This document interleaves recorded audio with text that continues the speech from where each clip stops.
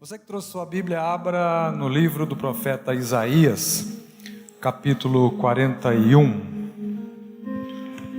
Eu estou com falta de ar, só de ouvir o testemunho da Vivinha. Eu fiquei tenso. 10 minutinhos de pregação acaba com isso. Isaías, capítulo 41, vou ler os versículos 17 a 20. Amém? Encontrou? Diz assim a palavra do Senhor: o pobre e o necessitado buscam água e não a encontram. Suas línguas estão ressequidas de sede. Mas eu, o Senhor, lhes responderei. Eu, o Deus de Israel, não os abandonarei. Abrirei rios nas colinas estéreis e fontes nos vales. Transformarei o deserto num lago e o chão ressequido em mananciais. Porém no deserto o cedro, a acácia, a murta e a oliveira. Colocarei juntos no ermo o cipreste, o abeto e o pinheiro, para que o povo veja e saiba, e todos vejam e saibam que a mão do Senhor fez isso, que o Santo de Israel o criou. Amém? O profeta Isaías usa aqui uma linguagem poética, né? Ele faz uma arte, né? Ele faz um retrato artístico de uma situação cruel. O povo judeu estava no exílio, longe da sua terra, longe da sua casa. E no exílio eles não desfrutavam de nenhuma das bênçãos que Deus havia prometido e vinha prometendo para eles. Ocorre que o Deus de Israel, assim como o nosso Deus é o mesmo Deus, Ele é também o Deus da esperança. Aliás, a fé cristã e a fé em Deus é uma fé de esperança. Das 5 maiores religiões do planeta, eu ouso dizer que somente a fé em Jesus Cristo é uma fé que promove a esperança. Eu estudo o Islã, vocês sabem. A fé no Islã é a fé no medo. A fé no hinduísmo é a fé no equilíbrio. A terceira maior religião do planeta é o hinduísmo. E o hinduísta, ele vive uma vida para minimizar o karma na vida futura. Tudo que ele faz hoje, no Atma, no tempo presente, é para diminuir o sofrimento na vida futura. É uma fé de equilíbrio. A 4ª religião maior no planeta são as religiões chinesas, que pregam a disciplina. Por último vem o budismo. E o budismo nasceu mais ou menos uns 500 anos antes de Cristo, porque Siddhartha Gautama, um príncipe, saiu do palácio e viu um homem doente, viu um homem pobre e viu um corpo defunto na rua. E ele então saiu em busca de um caminho que eliminasse o sofrimento da vida do ser humano. Então a fé budista é uma fé para minimizar ou para remover o sofrimento da vida do ser humano. Mas observaram que nenhuma delas fala sobre esperança? A fé cristã, ela prega a esperança. O próprio Deus no Antigo Testamento várias vezes disse: eu sou aquele que anuncia as coisas futuras, para que quando elas acontecerem, vocês glorifiquem o meu nome. Ou seja, ele diz, vai acontecer isso no futuro. Nós acabamos de ouvir o pastor Walter testemunhando de orações que fizemos por cura. Pessoas cristãs e não cristãs, pessoas que vieram aqui, que não vieram, pessoas que a maioria de nós não conhecemos. Mas foi orado por essas pessoas, e essas pessoas, onde quer que elas estavam, elas receberam a cura, e foram curadas, e foram libertadas, e tiveram as suas vidas transformadas. Agora veja bem, Deus, Ele é um rei. Cantamos aqui que Ele é o Rei entronizado, e sabemos, Ele é o Rei Jesus, Ele é o Rei da glória, Ele é o Rei do reino. Queremos que o reino de Deus, oramos isso no Pai Nosso, venha a nós o teu reino, seja feita a tua vontade aqui, como é feita lá no céu. Ou seja, queremos equalizar o mundo, como cantamos também. Veja como Deus não está falando agora a partir da minha pregação, já estava falando no louvor, né? Céu e terra num beijo apaixonado. Isso aqui é o Pai Nosso, né? Queremos que aconteça lá aqui o que acontece lá. Oramos para que haja esse equilíbrio. Esse rei cria regras, leis, para poder as coisas funcionarem, né? Por exemplo, lei da gravidade. O que acontece se você pular do 5º andar do prédio? Você sabe o que vai acontecer? Você não pulou, mas você sabe o que vai acontecer se pular do 5º andar do prédio? Sabe, porque existem leis que não são modificadas pela nossa vontade, e Deus as criou para que as coisas acontecessem bem. As leis, elas são criadas para que as coisas funcionem, e normalmente elas são criadas quando o problema acontece. Ninguém cria leis antes dos problemas acontecerem. As leis são criadas depois. Quando uma sociedade começa a ter um tipo de problema, então os políticos reúnem e criam uma lei. No país são criadas leis, parece que dezenas de leis, pelo menos na área contábil. Quem é da área contábil sabe, dezenas de leis todos os dias. Nossa, brincadeira, né? Por quê? Porque diariamente tem gente maquinando mal, tentando corromper, desviar dinheiro, vazar recursos. Então são precisos criar mecanismos para que as coisas funcionem bem. Deus criou leis, o mundo funciona bem. Lei da causa e efeito, as leis da termodinâmica. Temos um químico aqui, ele diria, se eu chamasse o Jair aqui, ele gastaria pelo menos 1 hora só dizendo de leis. Se você comer tal coisa, vai acontecer tal reação química dentro do seu corpo, porque a propriedade de determinados alimentos vão reagir assim com o ácido e com outros elementos químicos que tem dentro dos seus corpos. Tanto Jair como os outros médicos poderiam dar aulas sobre as leis imutáveis de Deus. Mas Deus também criou leis que mudam de acordo com o nosso comportamento, de acordo com a nossa motivação. Por exemplo, quem aqui conhece Caim? Ou já ouviu falar de Caim? Irmão de Abel. O que Caim fez? Por que ele se tornou conhecido? Ele matou um irmão. Ele matou o irmão, o primeiro homicida da história. E Deus o marcou e falou: agora você vai vagar na terra com essa marca. Você vai ter problema, porque você matou, tirou uma vida. E lá no capítulo 4 de Gênesis, no versículo 7, Deus colocou uma nota de rodapé na lei que deu a Caim. Ele disse assim: se você fizer o bem, não será aceito? Ou seja, está dizendo, se você mudar o seu comportamento, eu vou aceitar você. Mas se não fizer, saiba que o pecado ameaça a porta. Ele deseja conquistá-lo, mas você deve dominá-lo. Ou seja, Caim, você fez besteira, vai colher o fruto da besteira que fez. Mas se você mudar o seu comportamento, se as motivações internas suas forem transmutadas, vai haver aceitação para você. Eu vou receber você. Ou seja, na lei natural, as coisas não mudam.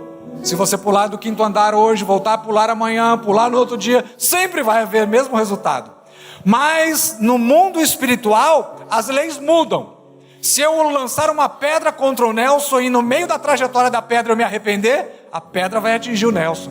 Se eu atirar uma lança contra o pastor Walter e me arrepender no meio da trajetória da lança, a lança vai atingir o pastor Walter.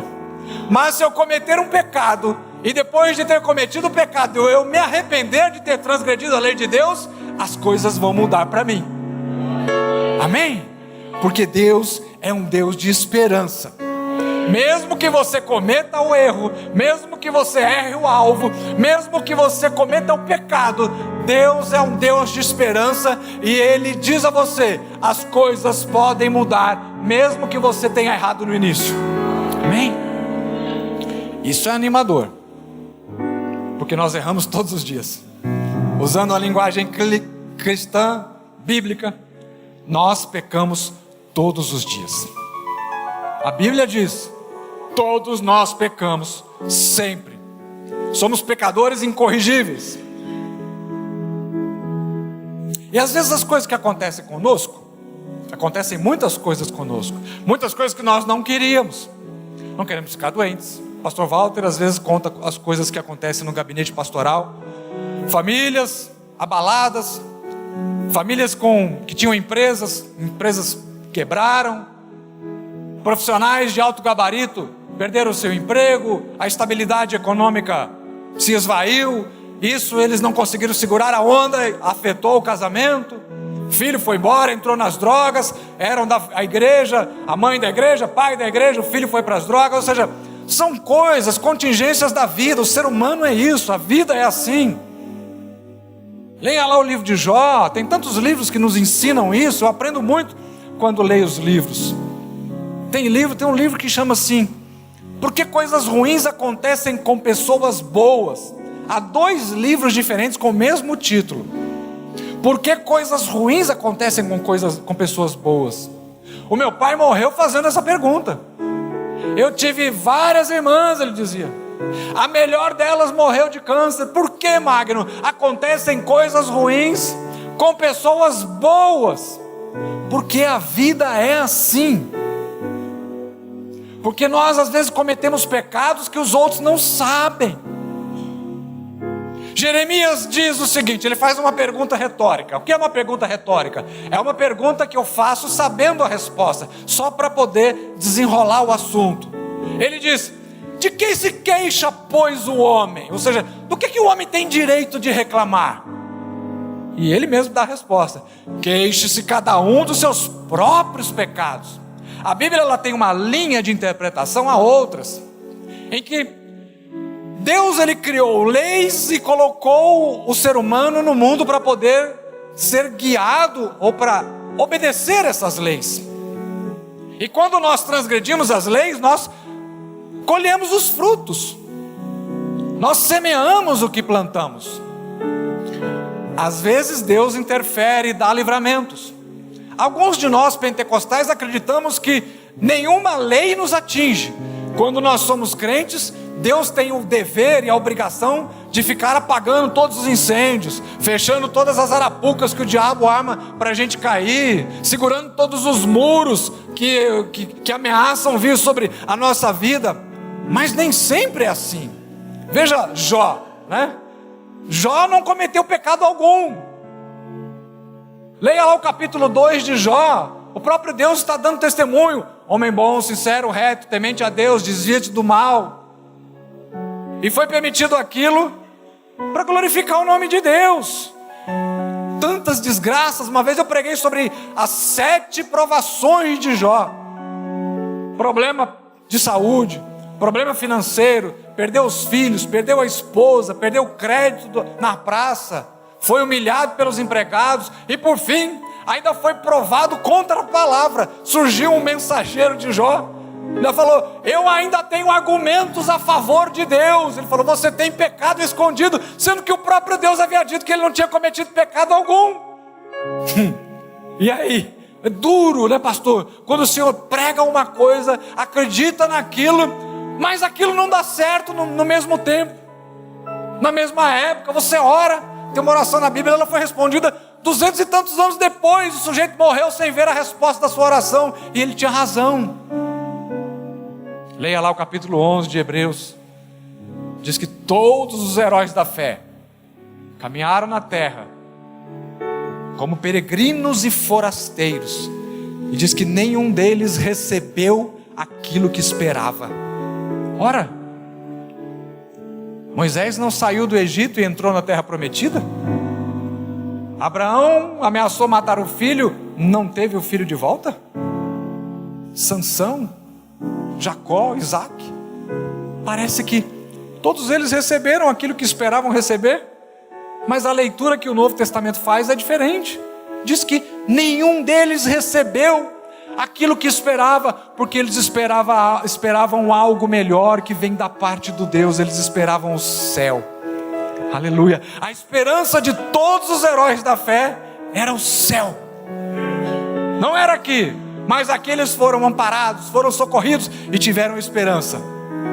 Quando Israel está aqui, indo para o cativeiro, Deus está dizendo: olha, vocês estão no deserto, não há água nas montanhas, não há água nos vales, o ribeiro secou, a terra está seca, não há uma planta sequer, mas eu vou plantar árvores aonde há terra seca, eu vou fazer brotar os rios, vai jorrar a água dos montes, eu vou criar um lago onde hoje é o deserto, eu vou fazer florescer na sua vida. Eles estavam no exílio, mas Deus estava dizendo: eu vou derramar abundância, eu vou fazer florescer, a água vai aparecer. Mas eu estou indo para o exílio, mas eu estou no mesmo lugar, eu estou sentado no mesmo trono, a minha mão continua estendida, eu vou abençoar você, eu vou levar você, eu vou trazer você de volta, e você vai glorificar o meu nome, porque eu sou o Deus da esperança. Aleluia. As leis de Deus na área espiritual, nenhum de nós cumpre, nenhum. Se você ler o Novo Testamento, você vai ver que ninguém conseguiu cumprir a lei de Deus a não ser Jesus. Paulo, a respeito de Jesus, ele entendia bem. Ele encontrou-se com Jesus. A Bíblia diz que Paulo foi levado ao céu. E o evangelho que a gente aprende na escola, no seminário, 4 anos de seminários, né? 4 anos para tirar o bacharel. Eu ainda fiz uma pós-graduação em Novo Testamento. Paulo fez uma viagenzinha para o céu. E quando voltou melhor que a gente, com a pós-graduação, mestrado, doutorado, tudo isso, né? É muita humilhação. Mas que bom. Paulo, escrevendo a segunda carta aos Coríntios, capítulo 2, ele toma uma imagem do Antigo Testamento e aplica na igreja. No Antigo Testamento, Deus criou um mecanismo pedagógico para ensinar o povo como arrepender-se, como visualizar o pecado do modo como Deus visualizava. No Antigo Testamento e tanto agora no Novo Testamento, para Deus, quem pecar deve morrer. Mas Deus ia matar todo mundo? Não. Então ele criou um mecanismo. Se você cometesse pecado, se arrependesse, então você tomava um animal, apresentava esse animal ao sumo sacerdote, colocava sua mão na cabeça do animal e fazia a confissão. Quando você confessava o seu pecado, aquilo era um teatro que devia fazer um efeito psicológico na pessoa, no crente, na pessoa arrependida. A ideia era que você entendesse que a sua alma pecadora era transferida para o animal, e o animal era morto em seu lugar. Ele era queimado em holocausto, era colocado sobre um altar, o sacerdote ateava fogo.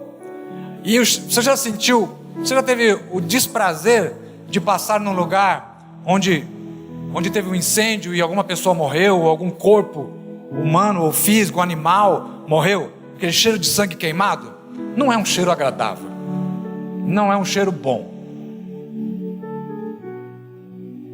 Então a pessoa sentia aquele cheiro, via aquele animal morrendo, sentia aquele cheiro, ficava mal. Aquele cheiro impregnava na roupa e ela entendia que aquele era o cheiro do pecado.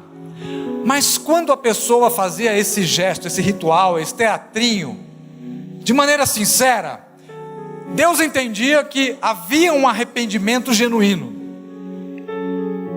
E a Bíblia usa uma figura de linguagem, ela diz que Deus cheirava o cheiro suave.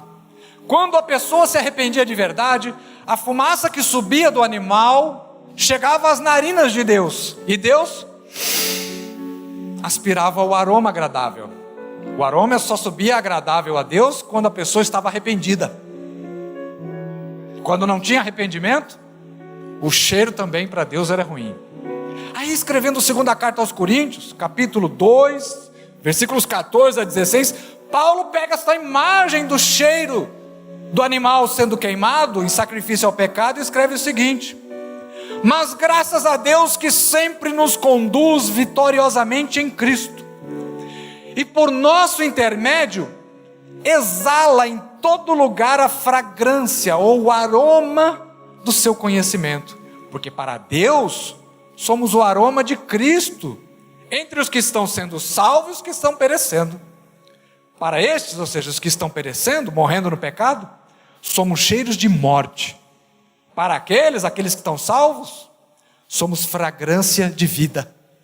Então veja, um cristão no meio da sociedade, ele não cheira bem para as pessoas que não querem nada com Deus. Cheira mal o crente no lugar onde as pessoas que não querem bem em Deus. Mas um crente no lugar onde as pessoas querem aproximar-se de Deus, eles são aroma de vida, aroma de Cristo, faz bem. Eu me lembro quando... Cadê Roseli? Roseli está por aí? Eu me lembro quando me casei com a Roseli, a gente foi passar a lua de mel lá em Porto Seguro. O pai da Roseli era pastor das igrejas da Assembleia de Deus, bem tradicional, né? Então Roseli tinha aquele modelo tradicional. E eu, tranqueira, né? Corpo cheio de tatuagem, tudo mais. E na praia, né? Fomos sair do hotel. Aí a gente queria ir visitar um ponto turístico lá em Porto Seguro. E a Roseli foi conversar com a recepcionista do hotel e falou: você é crente, né? Aí a Roseli veio toda faceira, né? Tá vendo aí? Minha luz brilha. Foi porque... De onde você tirou isso? Você brilha porque você está em Porto Seguro. É sol o ano inteiro. Não, a moça veio falar para mim que eu sou crente. Ela perguntou se eu era evangélico, não perguntou para você. Falei, lógico, sujeito cheio de tatuagem vai perguntar se o cara é crente. Então, o crente, no lugar onde tem outro crente, ele é aroma de vida, fragrância de Cristo. Mas eu garanto que 5 minutinhos de conversa com ela, né, irmã? Também ia exalar o meu aroma, não ia? A senhora não acha que sim? É que eu não tive a oportunidade de conversar com aquela mulher. Como nós fazemos para ter o aroma agradável de Cristo? É possível. Nós estávamos mortos em pecados. Nós criamos as nossas próprias leis. Deus criou as leis para que as coisas acontecessem de maneira positiva, favorável ao homem. Quando cumprimos as leis de Deus, as coisas acontecem bem. E mesmo quando acontecem de maneira contrária à nossa vontade, temos esperança, porque estamos junto a Deus. A nossa fé é a fé da esperança. Se você sabe que está andando com o Senhor, você pode manter a esperança. Não é por vir na igreja que você tem que manter a esperança. Eu vou lá na igreja alimentar a minha esperança. Quem sabe um louvor levante o meu astral. Não estamos falando de alto astral, não. Estamos falando de vida com Deus, para que a tua fé seja uma fé esperançosa. Vocês sabem que eu trabalho como escritor, né? Eu escrevo livro para palestrantes, para autores. Essa semana eu terminei de escrever o 3º livro para um palestrante brasileiro bem conhecido. Tem 2 livros dele na lista dos mais vendidos do Brasil. Eu que escrevo o livro do sujeito. Essa semana eu entreguei mais um. Estava lá. 3 passos, não lembro direito o título do livro. 3 passos, 3 caminhos para você superar as barreiras da sua vida. Então ele apresenta lá mecanismos técnicos. Técnica psicológica, técnica da neurolinguística, técnicas motivacionais. São as leis do mundo. É a lei da gravidade. Mas aqui não estamos falando de técnicas. Não são passos. Estamos falando de vida. Estamos falando de estar com. Jesus fala: vocês estudam as escrituras? Técnica. Pensando que nelas vocês têm a vida eterna? Os judeus tinham a lei decorada. Quando acontecia algum problema, eles corriam para os mestres. Olha, aconteceu tal coisa. De cabeça eles mencionavam tal livro, tal coisa, assim, assim, assado. Jesus veio, realizou milagres, fez sinais, maravilhas, pregou, ensinou, e eles não puderam ser convencidos de que estavam diante do Messias. Woody Allen disse recentemente: ainda bem que a história se repete, porque da primeira vez que ela acontece, muita gente não percebe. Então é preciso repetir para que as pessoas percebam. Jesus vai ter que voltar, para que os judeus percebam que mataram o Salvador do mundo. Mas graças a Deus pela sua vida, que teve esperança e depositou a sua fé em Cristo e recebeu Ele como Messias, como Salvador, como Senhor, como Libertador. E Ele hoje te dá esperança de que se você andar com Ele, a sua vida está garantida, está segura. Ainda que você atravesse o vale da sombra da morte, como disse Vivinha, você não vai temer ninguém, porque você está seguro nas mãos de Deus. Ainda que você seja conduzido para o deserto, você sabe que o Senhor vai suprir água para você no deserto. Agar, quando foi expulsa por Abraão da sua casa onde morava com o menino, ela estava para morrer, ela se afastou do menino. E o que aconteceu? Deus enviou água para alimentar e para nutrir, para saciar a sede do menino e de Agar. Estavam no deserto. Aleluia. Talvez você esteja atravessando o deserto. Talvez você não esteja gostando e não esteja querendo se acostumar com o deserto. Não precisa se acostumar com o deserto. Nós queremos que você se acostume com Jesus. Você tem que se acostumar a andar com Ele. Você tem que estar com Ele todos os dias. Não basta ter um rótulo de crente. Não basta você apontar o seu celular para o QR Code da igreja e preencher os dados do formulário. Você precisa ter uma vida com Deus todos os dias. Precisa habituar-se a estar incomodado. Eu vou deitar hoje no travesseiro e não falei um minuto com o meu Senhor. Eu não li um versículo da Bíblia. Eu não consegui cantar um refrão de um hino. É disso que estamos falando. Você não vai ter esperança se apenas vir para cá e fizer a oração do início e depois estender as suas mãos e receber a bênção apostólica. Isso não dá esperança. Eu não tenho esperança por causa da vida do pastor Walter. Eu tenho esperança porque eu estou andando com Jesus e porque o Jesus me colocou do lado do pastor Walter. Aleluia. Porque se amanhã ou depois o pastor Walter faltar, Jesus vai estar com você. Se o pastor Magno faltar, o pastor Ricardo faltar, Jesus vai estar com você. Recentemente fechou uma igreja grande em São Paulo, uma igreja bem famosa, de um pregador que era conhecido do Brasil inteiro. Há mais ou menos uns 20 dias eu entrei no Facebook e vi uma postagem de ex-membros dessa igreja. Cadê fulano? Beltrano estava doente, desviou. Cadê o outro que era novo convertido? Desviou. Cadê o outro? Nunca mais se reergueu. Cadê o outro? Está tomando remédio para pressão, está tomando remédio para depressão. Porque o pastor era carismático, sujeito alegre, bacana. É meio picareta, mas é um cara cheio de graça. Você consegue ficar do lado dele, você dá risada, ele faz você rir, tal. Só que a esperança está em Jesus. A igreja fechou, mas a porta do céu continua aberta. Você pode entrar na presença do Senhor. Você pode entrar na presença de Deus. É Ele quem vai te dar esperança. É Ele quem vai alimentar a sua fé. É Ele que vai fazer abrir rios de água se você estiver no caminho seco, se você estiver no deserto. Se você precisar de fruto, Ele vai fazer brotar fruto, como fez com Jonas. Jonas estava no lugar e Deus fez crescer uma árvore para poder poupar Jonas do sol. Um dia Deus fez brotar uma árvore para poupar o servo dele. O que Deus pode fazer? Nós acreditamos no Deus que ainda faz milagres, não em técnica.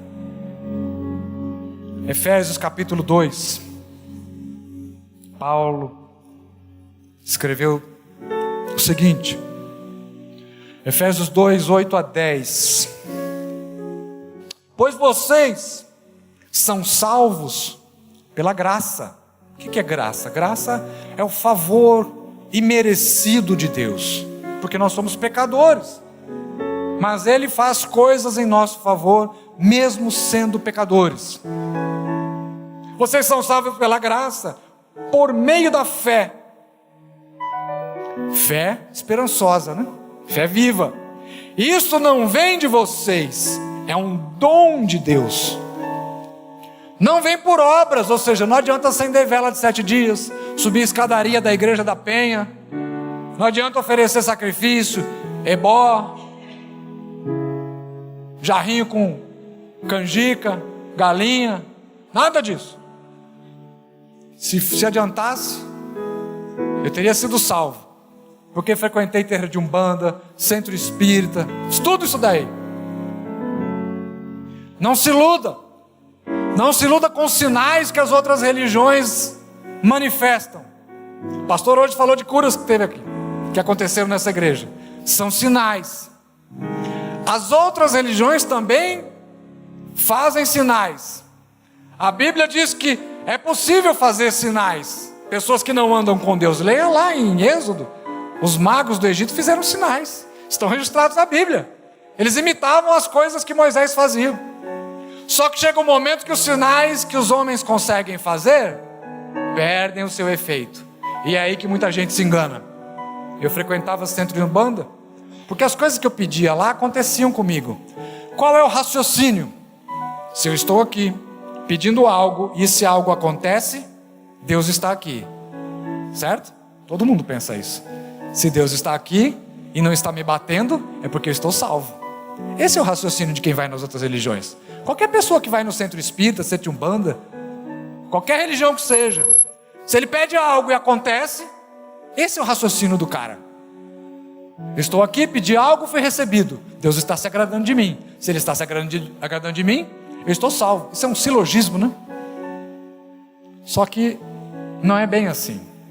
Paulo escreveu: vocês são salvos pela graça. A salvação as outras religiões não dão. O que o catolicismo diz? Vai levando a sua vida aí. Se não der certo, você vai para o purgatório. Aí o Bento XVI, o que fez? Baixou um decreto, acabou com o purgatório das crianças. E aí, onde é que ele colocou essas crianças? É na canetada? Onde ele escondeu as crianças?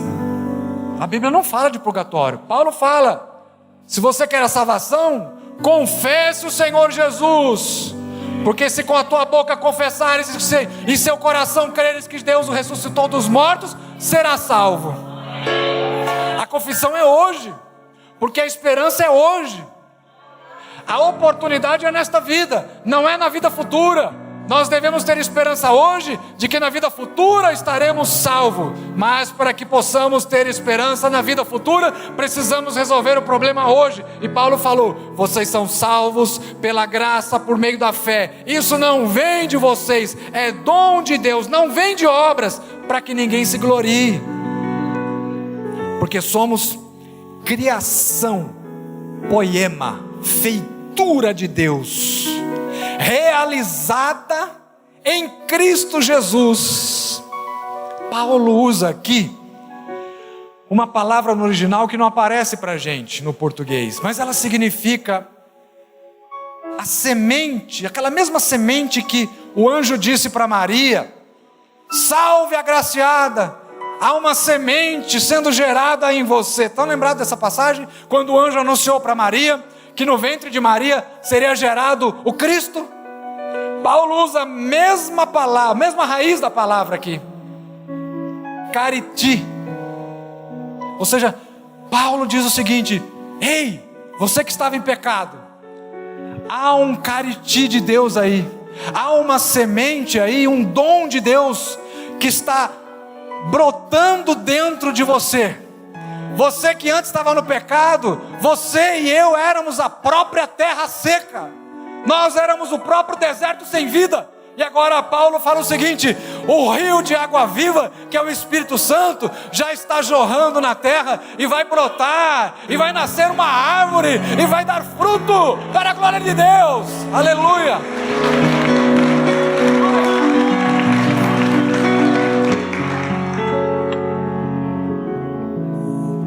Paulo usa a mesma raiz usada por Lucas.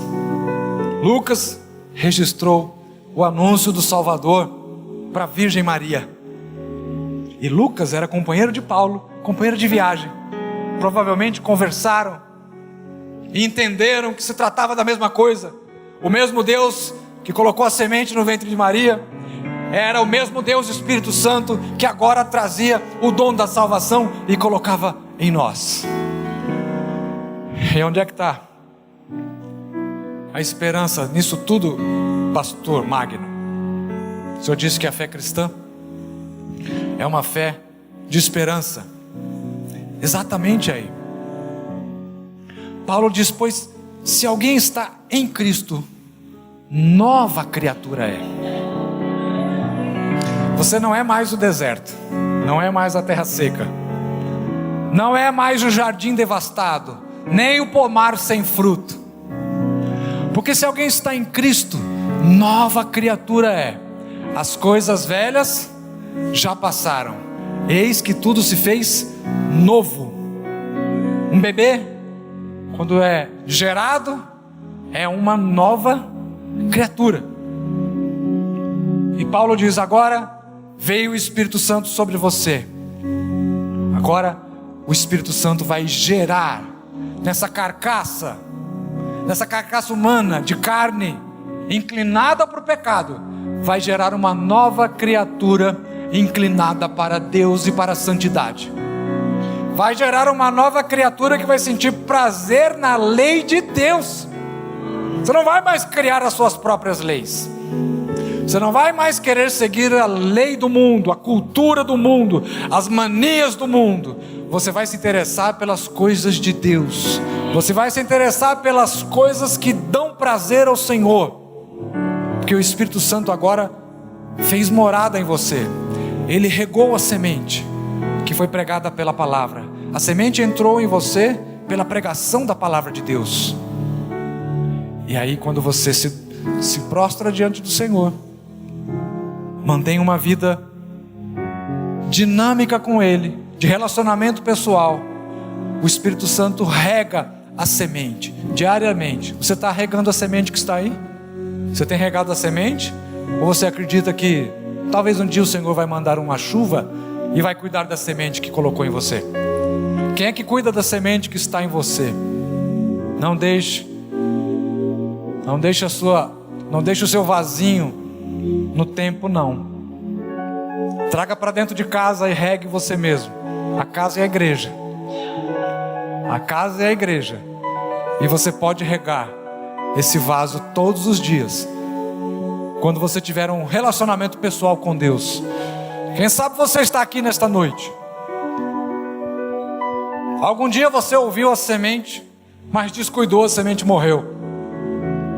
Aí você voltou em outro culto e pegou outra semente e foi embora, mas também não cuidou da semente, morreu de novo.